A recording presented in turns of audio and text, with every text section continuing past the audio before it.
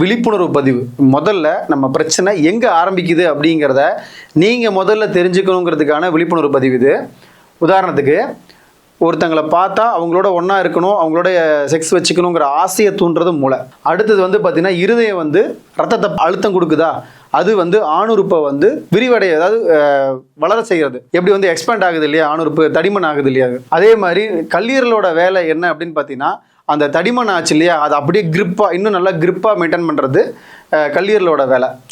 நுரையீரலும் சிறுநீரகமும் அதுக்கான சப்போர்ட்டிங் வேலையை கொடுக்கும். ரொம்ப டிப்ரெஷன், ஸ்ட்ரெஸ்ஸு, ரொம்ப ஆத்திரம், வெளிப்படுத்த முடியாத மன உளைச்சல், இந்த மாதிரியான இலையில் இருக்கும்போது அவங்களுக்கு மூளையில் இருக்கக்கூடிய திரவங்கள் எல்லாமே ட்ரை ஆகிடும். ட்ரை ஆகும்போது அவங்களுக்கு அந்த ஆசை ஏற்பட்டாலும் அங்கே உள்ளுக்களுக்கு அங்கிருந்து, அதாவது மூளையிலிருந்து கிடைக்க வேண்டிய அந்த ஒரு எனர்ஜி சப்ளைங்கிறது ஆணுறுப்புக்கு போய் சேராதனால அவங்களுக்கு டோட்டலாக எழுச்சிங்கிறதே சுத்தமாக இருக்காது. உங்களுக்கு ஆண்மை குறைவு அப்படின்னா முதல்ல அது எதனால் ஏற்பட்டதுங்கிறத முதல்ல கண்டுபிடிக்கணும்.